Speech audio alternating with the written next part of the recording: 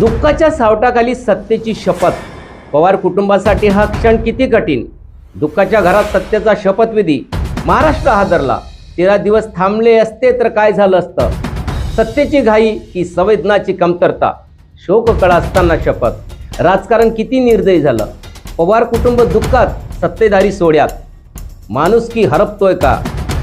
शपथविधीवर राज्यभर प्रश्नचिन्ह. दुःखावर सत्ता भारी. शपथविधीने पेटले राजकारण. नमस्ते भारत, आपण बघत आहात WH न्यूज. मी विजय खवसे. तुम्ही जर WH न्यूजला सबस्क्राईब केले नसेल तर सबस्क्राईब करून घ्या.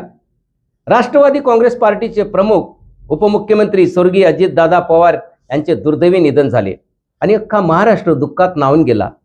3 दिवस होत नाही तो सुनीत्रा पवार यांना उपमुख्यमंत्री पदाची शपथ देण्याची घाई राजकारणी नेत्यांना पडली आहे. आज संध्याकाळी 5 वाजता सुनित्रा अजित पवार या उपमुख्यमंत्री पदाची शपथविधी घेणार अशी बातमी आली. हो, त्या पहिल्या मुख्यमंत्री आहेत, त्या पहिल्या मुख्यमंत्री होतील हे खरे आहे. ते पदही नामधारी आहे, हेही विसरता येत नाही. मात्र अजितदादांच्या दुःखापेक्षा पद मोठे नाही, हेही समजलं पाहिजे. आज राज्याच्या राजकारणात एक वेगळाच अस्वस्थ करणारा क्षण पाहायला मिळतो आहे. उपमुख्यमंत्री पदाची शपथ सुनित्रा पवार घेणार असल्याची चर्चा राज्यभरात पसरली आहे. पण हा शपथविधी ज्या पार्श्वभूमीवर होत असल्याचे सांगितले जाते ती पार्श्वभूमी अत्यंत वेदनादायक आहे. अजित पवार यांच्या जाण्यानंतर अवघ्या काही दिवसातच हा शपथविधी होत असल्याची चर्चा राजकीय वर्तुळात आहे.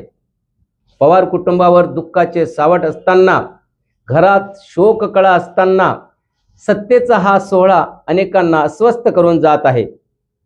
हे थोडं थांबू शकले असते ना, असा प्रश्न सामान्य नागरिकांकडून तर राजकीय जाणकारांपर्यंत सर्वांनाच पडतो आहे. सुतूक असते 13 दिवस. परंपरेनुसार 13 दिवसानंतरही शपथविधी घेता आला असता. मग आताच का.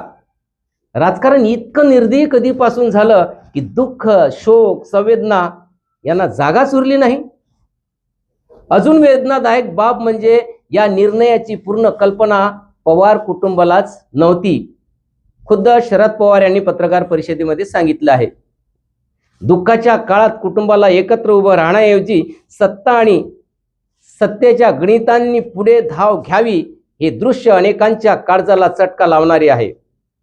हा शपथविधी केवळ एक राजकीय निर्णय नाही, तर तो महाराष्ट्राच्या राजकारणाचा आरसा सुद्धा आहे. जिथे संवेदनापेक्षा सत्ता, माणुसकीपेक्षा आकडेमोड जड होत चाललेली आहे. शपथविधीचा निर्णय अत्यंत वेगाने घेण्यात आल्याची चर्चा आहे.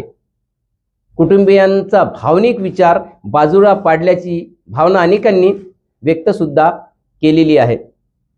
विरोधकाकडून राजकारणाला तर थोडी माणुसकी असावी अशी टीका होण्याची शक्यता आहे. आजचा हा क्षण प्रश्न विचारायला भाग पाडतो. राजकारण कुठे जात आहे आणि या वाटचालीत माणुसकी हरवतो तर नाही ना. अहो, 13 दिवस झाल्यानंतर शपथविधी दिली असती तर काय झाले असते. सत्ता जाण्याची एवढी भीती, नेता गेला त्याचे काही नाही. ही वेळ पवार परिवार एकत्र येण्याची होती, तीच भीती सत्ताधारी नेत्यांना असावी.